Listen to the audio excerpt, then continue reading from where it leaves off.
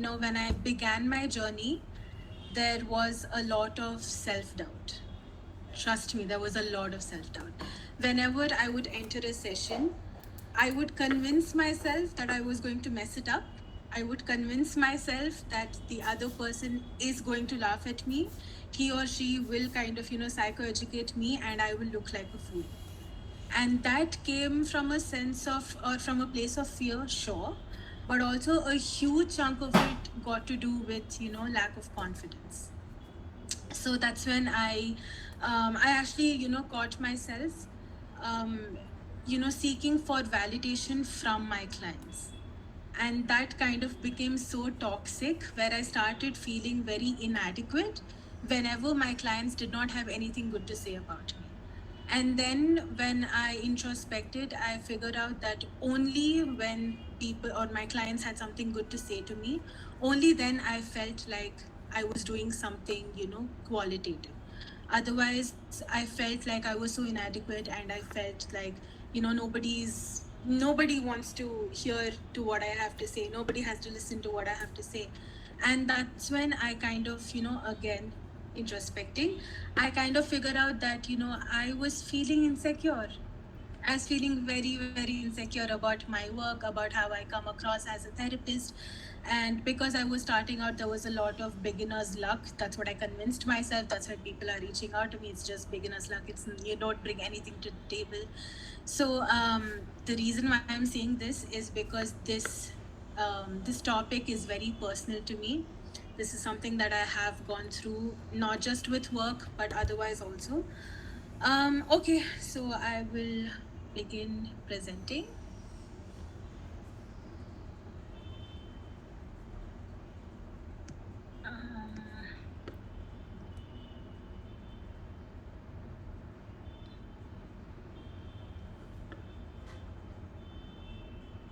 Yeah, is it visible? Yes, ma'am, it is. Okay, great. So let's begin with what is insecurity. All right, can anyone tell me what insecurity is? What do you think insecurity is?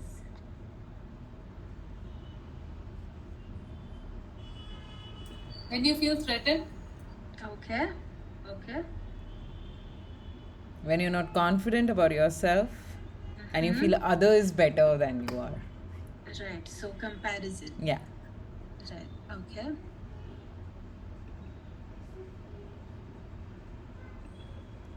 Guys, if you Any don't more want to answers? unmute, you can always put in on the chat.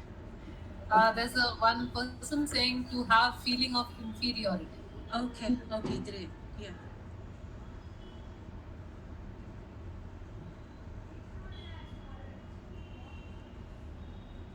Any more answers? No, ma'am. All right. So yes, it is a culmination of whatever answers were given to me now. Insecurity is a feeling of inadequacy, or feeling of not being good enough. It almost produces a sense of anxiety about various things like your goals, your relationships, and your ability to handle certain situations, right? And insecurity is something that everybody deals with from time to time, regardless of how famous you are, how pretty you think you are, how great people tell you are. We all have faced insecurity in some or the other situation. And insecurity is something that can appear in all areas of life, and they can come from a variety of causes. It might stem from like a traumatic event that you haven't processed, or patterns of previous experiences, or social conditioning. We are all social beings, right? So we all learn by observing. So it might come from social conditioning, or academic setting like school, or performance setting like work or home, right? So today we will learn how to overcome the feelings of insecurity. So when I say overcome, I will not promise you that you will never feel insecure, because that is part and parcel of life. But what I will tell you is that you will be equipped enough to examine what causes this self-doubt tendency of yours, and kind of help you regulate your emotions or manage your emotions better. All right. Okay. And also, at any point of time, if you have any doubt or if you want me to repeat something, please feel free to stop me right then and there. And also, when I am, narrating all these, when I am presenting, if you have any experiences that you'd like to share, please stop me whenever appropriate, and please feel free to, share with all of us. All right. So, insecurities can be, it can be broadly categorized into three types. This is just for like my convenience. So, the first one is personal insecurities. So, when we say personal insecurities, what do you think of? What are personal insecurities according to you? Something related to your personality, maybe. Okay, like? Like whether I look good, Uh whether I huh. talk well, whether I walk well, the way you present yourself, maybe. Great. Yes. Any other answers? Maybe about the relations we have, Mm-hmm. then about our looks, um, our color, like Right, right, right. Okay. So you all are right. Personal insecurities are mainly insecurities that are concerned with your physical appearances. Like the color of your skin, how tall you are, how short you are, how fat you think you are, how thin you think you are, or even your sense of dressing, the brands of clothes you wear, how you kind of fit into the social norms of beauty. These constitute personal insecurities. So when you are feeling insecure in this type, you may feel anxious in social situations, or you tend to avoid pictures, or you tend to avoid mirrors, stuff like that. And these often they lead to unhealthy habits or unhealthy coping mechanisms, which is, you might just go into this crash diet, or you might start binge eating, or some may be as severe as self-harming.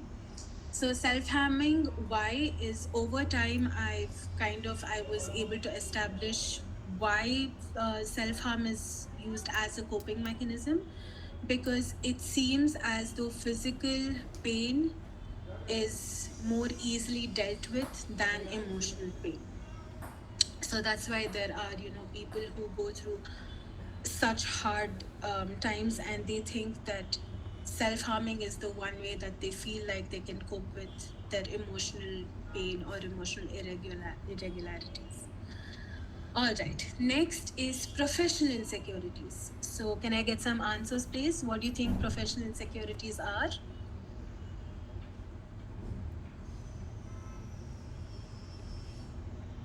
Not good enough with respect to work that you do? Mm-hmm.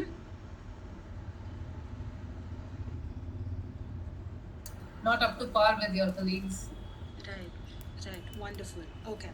So professional relationships, like y'all guessed, it happens at our workplace, or our schools, academic settings, where people feel anxious to speak up, or let's say present themselves, or you feel like your skills just don't measure up to your colleagues, and you might even suffer from imposter syndromes, right? And in school settings, it can be as simple as you know the answer, but you're just not sure enough to kind of raise your hand and answer the question asked. Or you feel like though you know the answer, you'll be made fun of, or you're just convinced that you are not good enough to sit with any of your classmates. That is professional insecurities. Coming up to the next category, that is relationship insecurities. What do you think relationship insecurities are?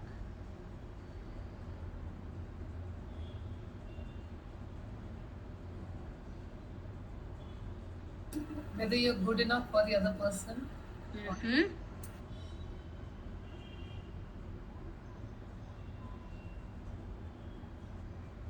And anything else?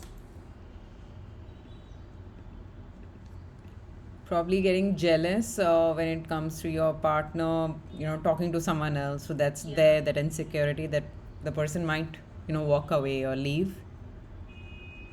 Yeah, yeah. Fear of losing the relation.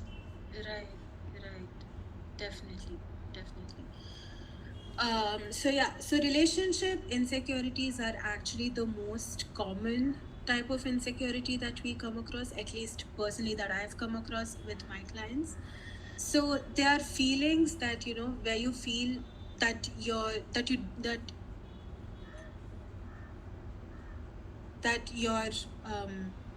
you don't deserve your partner's love, that you don't deserve to be in this relationship, and you feel like there's someone else out there that could make your partner more happy, that no matter what, you will never feel good enough, or you'll never be good enough for your partner, right? And these complicated feelings, they can lead you to, jealousy, they can lead to arguments, and the worst part is they can lead you to you being controlling in the relationship, you being dominant in the relationship, which is very toxic. So now that we have established the types of insecurities, let's go to what causes them. So, what are the causes of insecurity? Now, I need lots of answers, please. What are the causes of insecurity? What are the causal factors that go into determining insecurities in a person? Maybe when they were not appreciated as a child. Okay. Unresolved trauma, Maybe the past experiences. past experiences, yes. And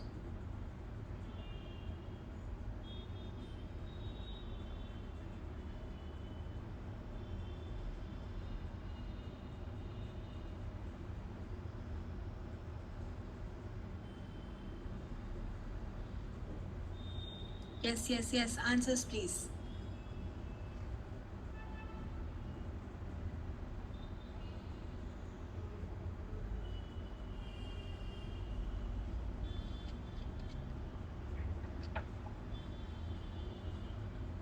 Are you guys there? Am I the only one in this session? No, we are. Okay. We don't know Okay. the answers. Okay. All right. I'll give you guys one more minute. Please think of, and this is something that we've all faced at one point or the other, right? So kind of go back to your time and see what you think caused feelings of insecurity in your own lives.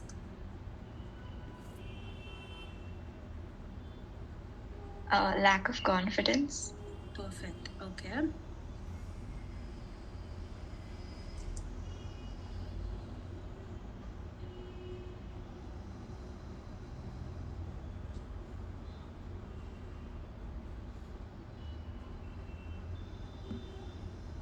Anything Thinking else? like others will make fun of us. Right. Right.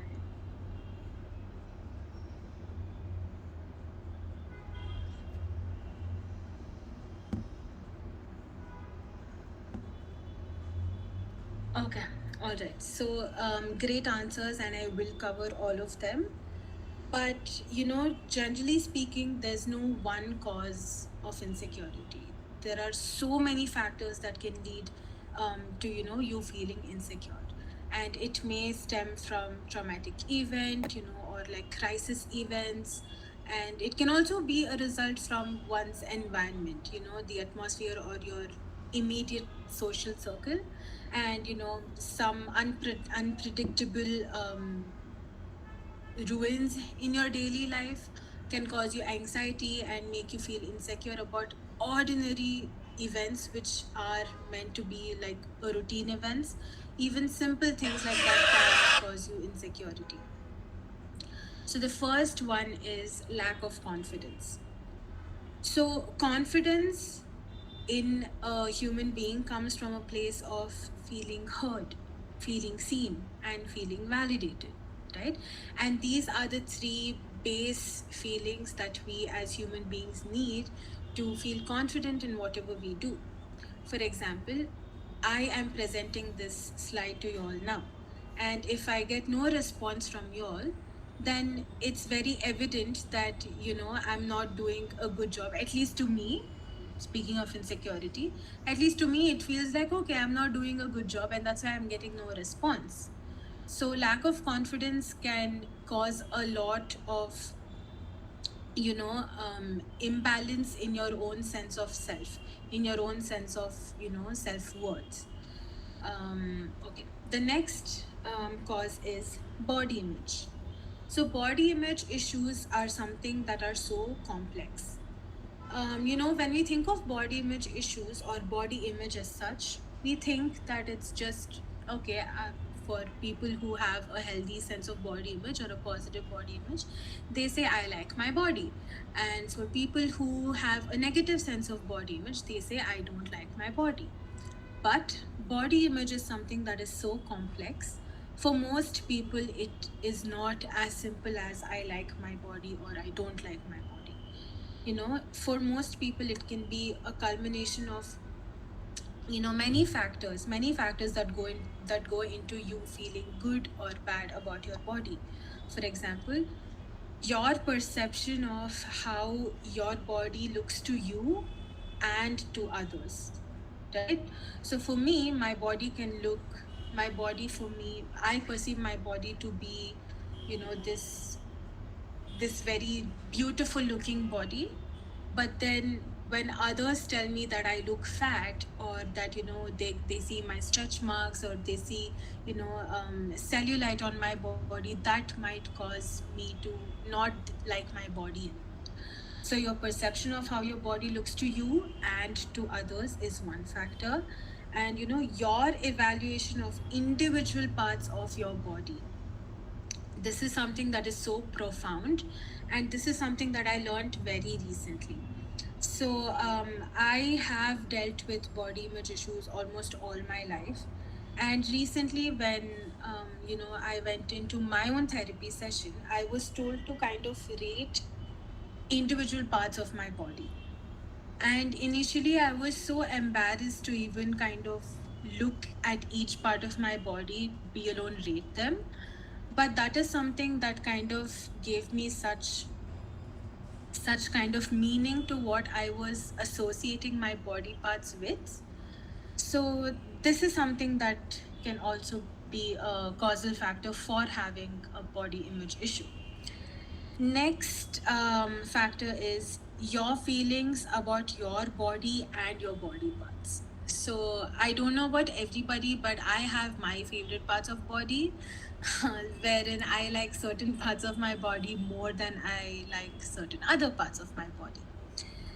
And your estimation of body size, right? So this estimation of your body size, it can be culturally passed down to you, or you can socially learn this ideal body type and how you estimate your body to be a part of that body image or body type.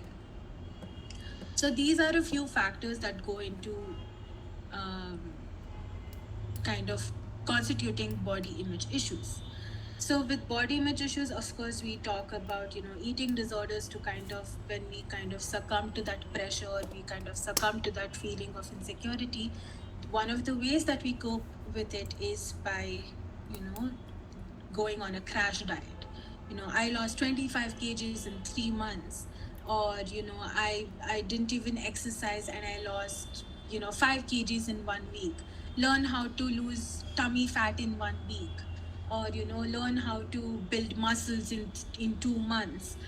Drink this protein powder, drink that protein powder, and build your muscles in 1 month. They are all such hoax to create certain it's tend to kind of, they tend to target these people with lower confidence or people with body image issues. Okay. Next is our immediate environment. So when I say immediate environments, I mean the kind of immediate social circle that we hang out with, or it can also be home or school, and our teachers or our colleagues. whenever they have conversations about, something that you are insecure about. For example, let's say I scored 50 in math, and my friends are sitting here commenting on somebody who scored 45 in math, saying, oh, she's so stupid, or she's so, she's not fit to be in school. These kind of things, they can have, though they are seemed to be harmless, they can have a lot of impact, especially when it comes from your immediate surroundings, because the people who are closest to you tend to have the biggest impact on you. Next is perfectionism. So, when I say perfectionism, what I mean is you having unrealistic expectations and not being able to match them, not being able to come up to par with them.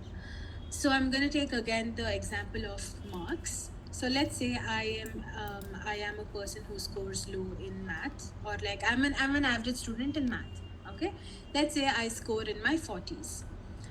So my expectation has to be somewhere around 40s or 50s, right? I cannot be scoring 40s in my midterm and expect to score 90s in my final. That's something that's very unrealistic.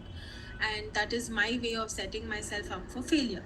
And when I do that, what I am telling myself is, yes, I know you don't have the ability to score that much, but because my expectations are that much, I know you'll fail, which will again lead to you feeling insecure. So perfectionism is something, which is, simply put, have realistic expectations of yourself and do not set yourself up for failure. Next is social media. So when I say social media, of course I mean the most Instagram. Instagram is something which we all go through, right? Most of us, we are all on Instagram. We are quite active on Instagram. We keep scrolling through reels. We keep following influencers, and this influencer thing has become such a huge industry for all of us. And they keep setting new trends, new beauty standards that are almost impossible to match, right? So there's this one person who says hashtag unfiltered, but it's filtered, wherein they have these oh so famous makeup brands, and they're using these makeup products and showing their glass skin types, when all skin types have textures. So whenever you're doing this, it's like that this is not real, but when you are doing this, your logic is just like, you force your logic out of the picture. So you convince yourself that their skins looks like that, and you convince yourself that your skin looks so bad. So social media is one of the leading causes of insecurity. They also have they set such high standards that it is almost impossible to achieve in real life. Yeah. Next is outcomes. Okay, so when you do have causes like this, now you know what are the causes, what caused insecurity. So now let's discuss what happens when you have insecurities. What are the outcomes of insecurities? Can anyone tell me? Sorry, not can anyone tell me. Everybody, please tell me what you think the outcomes of insecurity are. You doubt yourself a lot. Right, right.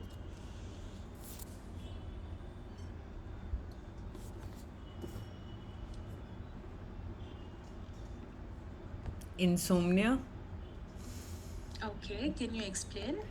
in the sense, like Maya said, that you doubt yourself, you want to be so perfect full time that you're just thinking how to do a certain work, and keep probably if you're a student, you keep revising again and again.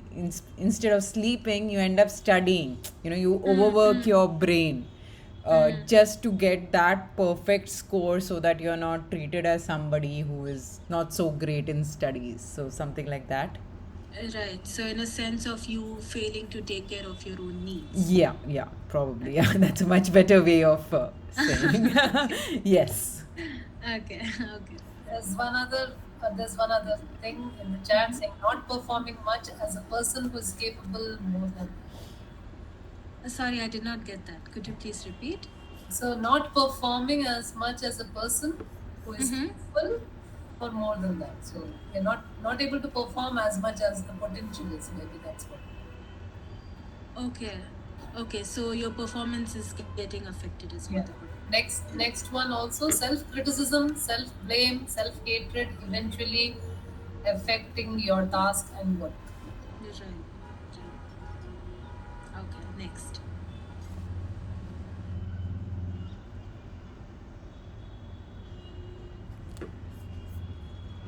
Someone said isolating yourself. I don't know that. Okay. Isolating yourself. Okay, can you please explain what you mean by isolating yourself? If that's okay. You can type it if you want to, and we will read it out if you are comfortable that way. Yeah. But if you want to Noted. unmute and talk, you can do that also.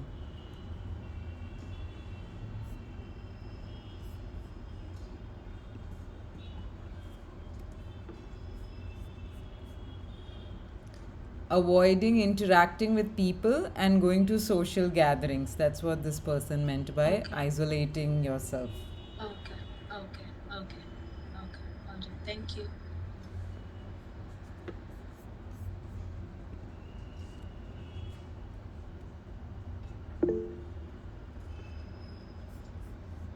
Fear of getting judged can also be the cause of isolation. Definitely. Definitely.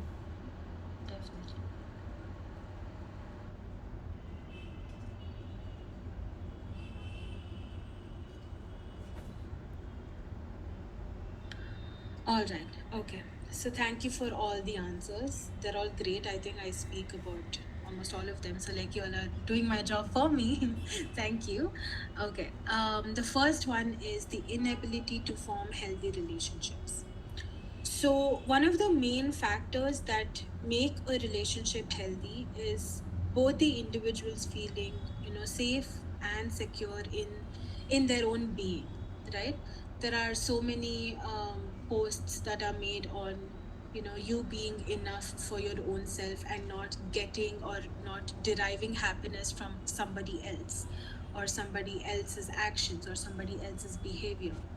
But when you are feeling insecure, you are literally setting yourself up for for somebody else to make you feel validated, for somebody else to kind of help you with so many things that you're capable of, but you're unable to do them.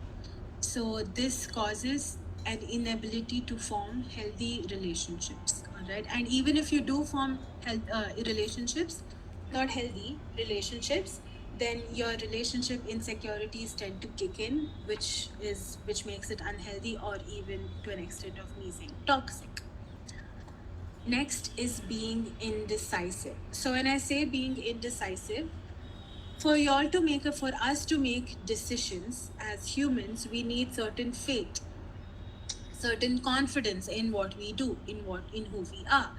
And this is something that I've noticed in many of my clients when it comes to them deciding a career path for themselves, or them deciding what kind of subjects they want to study. And this, from experience, I can tell you, you might have guessed from all my examples, I was very bad at math. I still am very bad at math. And when I was in, I had to start my 11th, I had to choose my subjects, right? And of course, I did not even know what these subjects are. And back then in our generation, oh my god, I can't believe I'm saying that. But back in our generation, it was just like, okay, भाई ने ये किया है तो तुम भी ये कर लो, दीदी ने ये किया है तो तुम भी ये कर लो. So it was like, just following whatever your older sibling did or your older cousins did.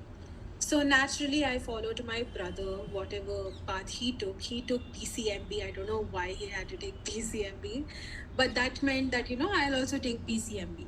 But definitely, I wasn't interested in math. I wasn't interested in science. I was interested in, I actually don't know what I was interested in back then, but it was definitely not math. And because I wasn't being decisive, I just decided to go with whatever was chosen for me. And it's not a nice feeling, to have to be dependent on somebody else to choose for you or to make decisions for you. But this is definitely a huge outcome when you are feeling insecure and you do not you do not have healthy coping mechanisms to deal with it. Next is lack of faith or trust, which again supports whatever I was saying. And the other one is frequent setbacks. So, when I say frequent setbacks, one thing what I mean is, of course, you have this unrealistic expectations of who you should be or who you ought to be, or who you kind of have to outrun, or who you have to kind of be in competition with. So you have all these unrealistic expectations, which mean that you kind of have setbacks. And another thing what I mean by frequent setbacks is, because you're feeling insecure, because there's a lack of confidence, or there's a lack of speaking up.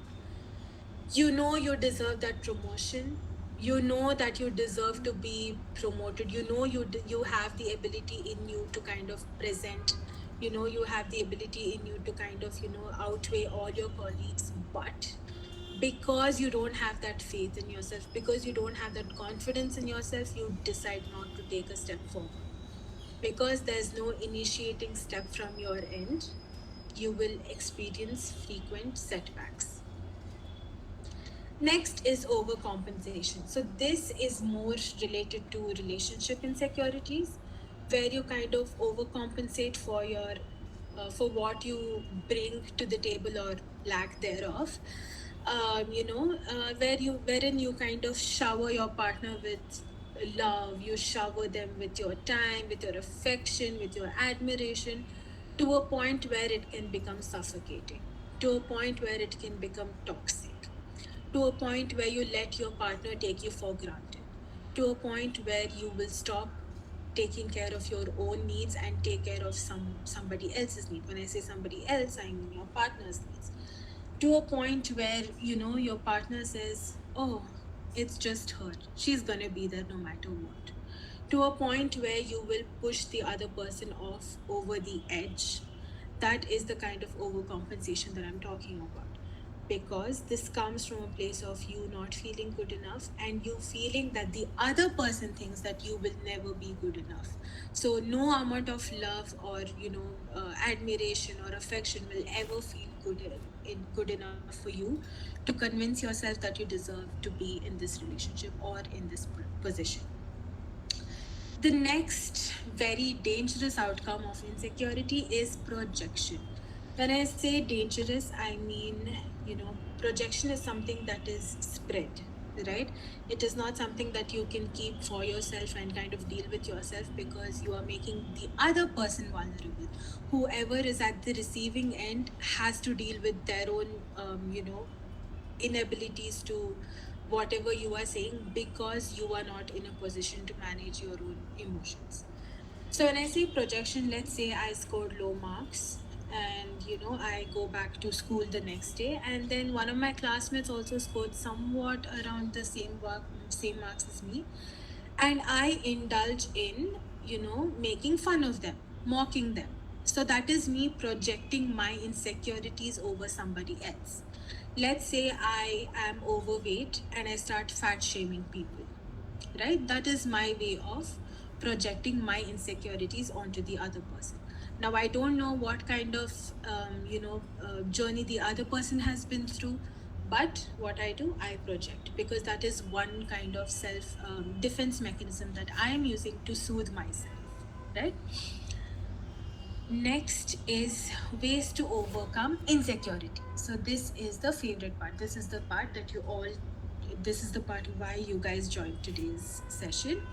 How do I overcome my insecurity? So now please tell me, what do you think, what are the ways to overcome insecurity?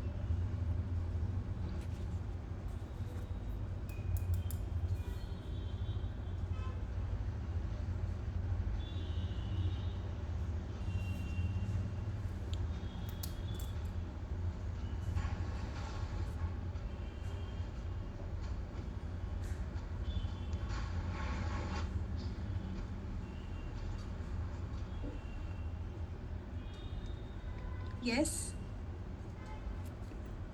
By reaffirming to oneself that, you are good enough. And Okay. Okay. All right. How else can you deal with your insecurity?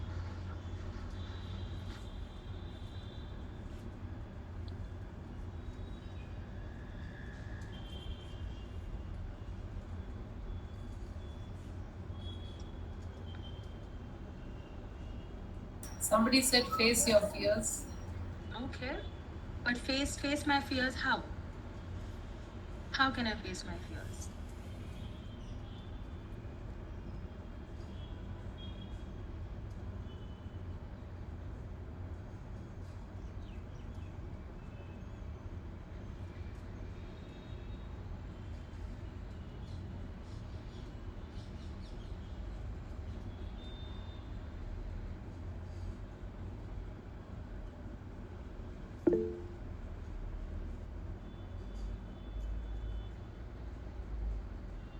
Yes? Any answers? By doing the things which I'm afraid of. Okay, that is facing fears, okay? But there has to be a process, right? Because if in the past you were not able to face your fears, what makes you say that you can face your fears now? What change has happened now for you to say that, yes, I can face my fears now?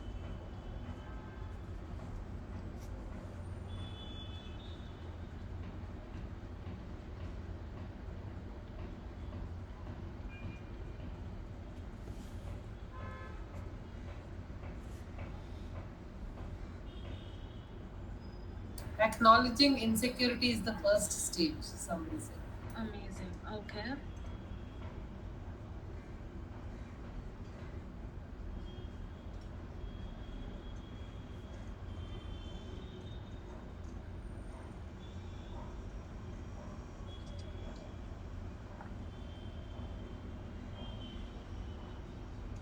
Any more answers? Can I go ahead? Yes, please. All right. Okay. So the first one is acceptance. It is along the lines of whatever the person said about acknowledging, your insecurities. So acceptance comes from a place of acknowledging that, what, yes, I am insecure. You know what, I'm done distracting myself. I'm done unhealthily coping with whatever this is. But you know what, yes, I am acknowledging that I have these negative feelings, I have these complex feelings. Whether I should be here or not, that is not relevant. It is irrelevant if I should be here or not, but you know what? Here I am. I am insecure. Just acknowledging that, accepting that is a huge milestone. It's a huge milestone. Because up until now, you were, either distracting yourself or avoiding yourself, not avoiding yourself, avoiding the feeling of insecurity, or you were kind of dealing with it unhealthily, which was again causing you problems. But you've come a long way. Enough is enough. Yes, I am a human. I am allowed to have these feelings, and yes, I accept that I have insecurity. Next is to embrace the awkward. So when I say embrace the awkward, what I mean is that there are going to be moments when you fumble, right? There are going to be moments when you kind of, you know, you're stuck, or you kind of go back, right? It's just a part of life. It's okay. So now that you have accepted, you are doing something about it, but of course, because you are so used to dealing with, I'm really sorry about the drilling noise. I'm really sorry, there's construction going on. Yeah, because you're human, and you're kind of used to going back to your old ways. It's very natural for you to fumble. It's very natural for you to go backwards. It's okay. Like I said, it's just part of life. But accepting this can help you feel more comfortable in your own skin, instead of having again unrealistic expectations that once you start moving forward you cannot look back. That's a lot for one person to take in. That's a lot That's a huge rule for anybody to kind of succumb to, for anybody to follow. So it's okay, just accepting that, you will fumble and you might have to go back and forth a couple of times. It's okay. It'll make you feel comfortable. And the next time you find yourself feeling embarrassed, or you find yourself, you know, um, you know, feeling kind of, um, it's a funny thing when you kind of go back to your old patterns and you catch yourself. It's like, yes, you're there. You've caught yourself, and it's a very awkward situation. Just laugh it off. It's okay. We all tend to go back. We all have broken up with somebody, and then somebody toxic, and then tried to patch things up with that toxic person again. It's okay. It happens. It's life. Next thing is to challenge negative thoughts. So when I say challenge negative thoughts, what I mean is, you have to be critical. You have to be critical about where this thoughts are coming from, and kind of listen to what your thoughts are trying to tell you. So it's easy to be hard on ourselves after stumbling or making a mistake. So once you see yourself embracing the awkward, don't beat yourself up because this didn't happen or that didn't happen. Try to practice, try to counter your negative thoughts, and as and when they come up. First thing is for you to kind of forgive yourself and understand that these are, isolated instances. These are one time instances, and they don't define you as a person. Having one negative thought is not who you are. You don't become a negative person. It's just one negative thought. So forgive yourself for feeling that way or for thinking that.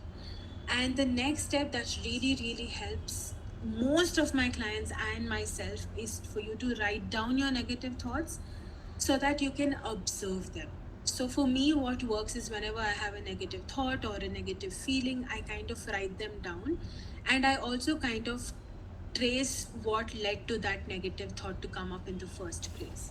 So then I establish a pattern, and that becomes easier for me to kind of deal with whatever is going on. So writing down your negative thoughts or journaling them it's definitely a great help.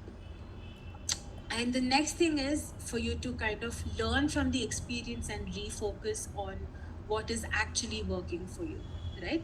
How has this taught you to kind of create a better outcome, or for you to look forward to a better outcome in the future?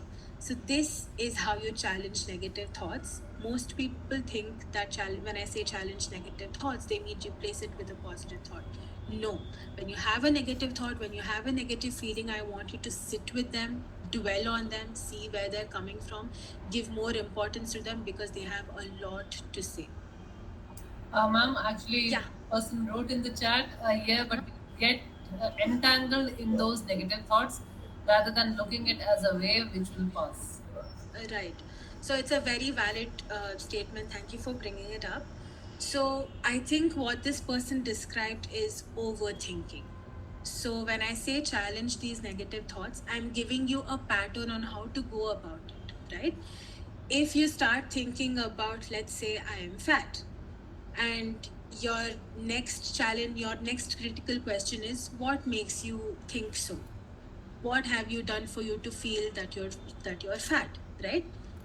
Instead of this, if you go down spiral saying, oh my god, yes, I'm fat, now what should I do? Should I eat something? Should I not eat something? Okay, let me just starve for a whole month.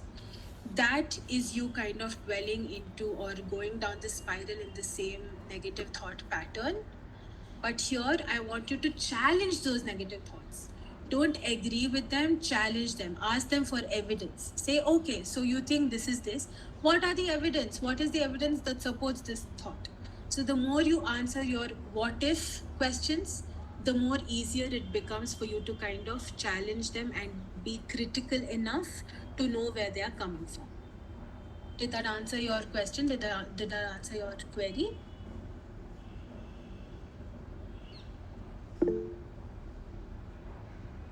Yes, ma'am. All right. Person said yes, thanks. Okay, great. All right. So the next thing is for you to celebrate and acknowledge your journey. So it becomes so important for us to acknowledge and celebrate our journey, and this is something that we often forget. We have this huge milestones again set up by societal norms saying, okay, only if you lose 10 kgs you can celebrate, only if you skip from 50 to 90 marks you can celebrate, everything in between is just not good enough, it's not important enough. That is so wrong. So I had this client of mine who was diagnosed with depression, and when we brought up this topic about celebrating small successes, celebrating small steps, she started celebrating the day she woke up and she was able to brush her teeth. That is what I'm talking about. Something that she hadn't been able to done, which she hadn't been able to do in a long time. She's able to wake up and she was able to brush her teeth. That was something that we celebrated together.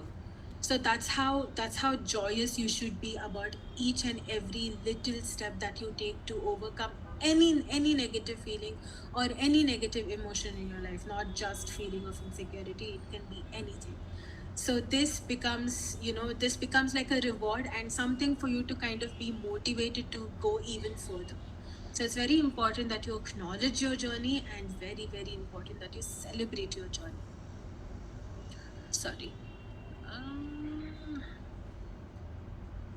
oh my god, what happened? Sorry.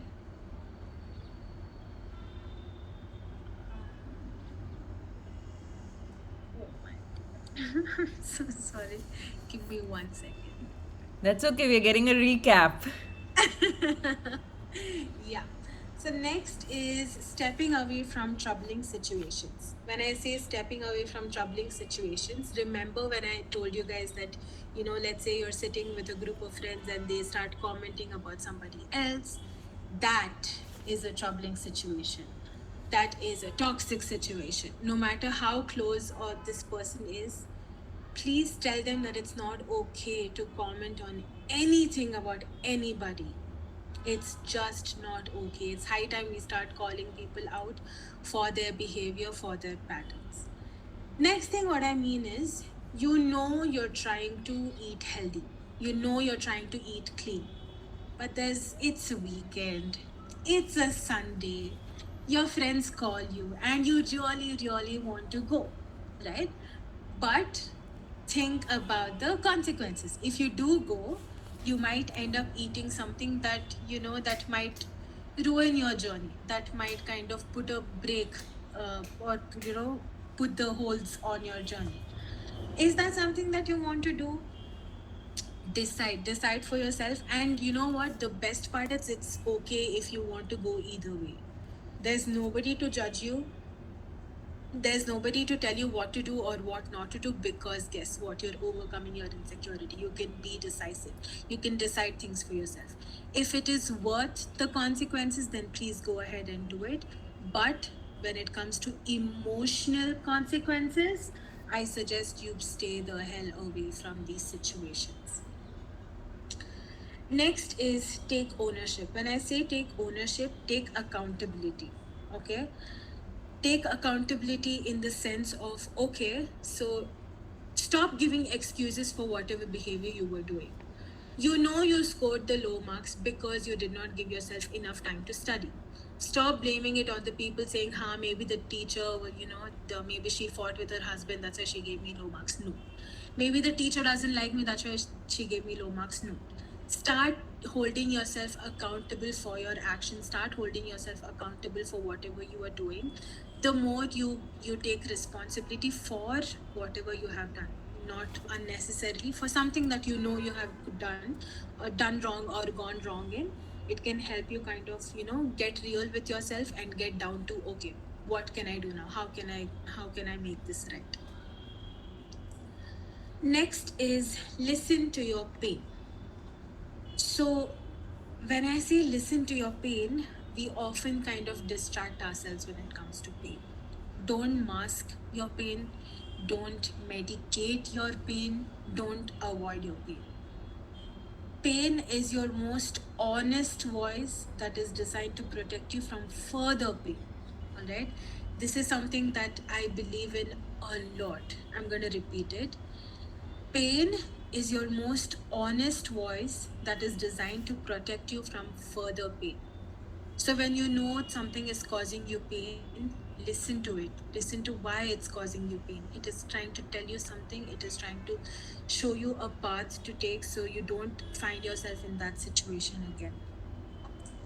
Take yourself into the future and have a look at what happens if you don't deal with this pain in the moment, the pain of insecurity right now.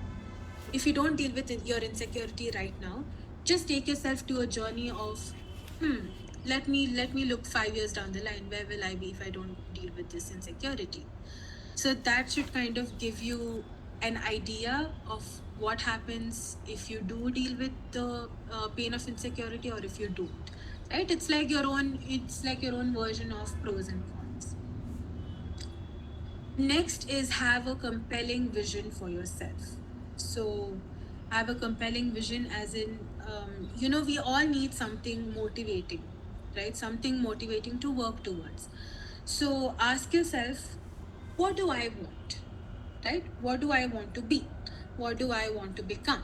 How do I want to see myself? So this acts as a motivating factor for you to keep going and look back only to see your progress so far. And please set realistic goals. Do not set unrealistic goals. And the next is for you to have a non-judgmental space. That is, I call therapist space.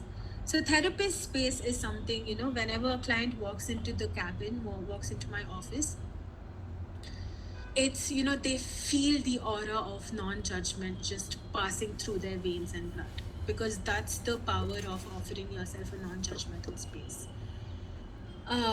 It is so detrimental for us to kind of be be candid with ourselves enough for us to let our thoughts flow over and for us to not judge them for when and how they come across.